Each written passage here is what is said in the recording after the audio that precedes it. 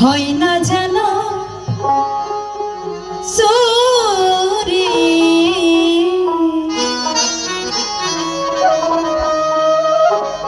এবার মনের রনে মটিয়ে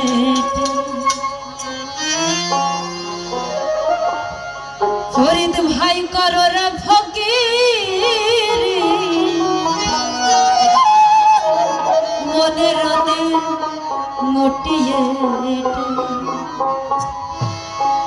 আসলে ধর্ম কর্ম করতে গেলে মনকে শক্ত করতে হবে,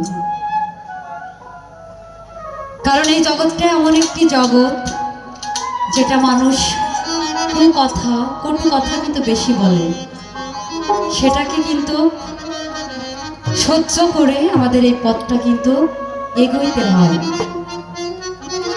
তো আমি বলতে চাই যে যেখানেই যে ধর্মেই সাহিত্য আছেন না কেন, নিজের মনকে শক্ত করে এঁটে তারপরেই সে ধর্মকর্ম করেন, তারপরেই কিন্তু একজন কামেল পীর মুর্শিদকে পাওয়া যাবে।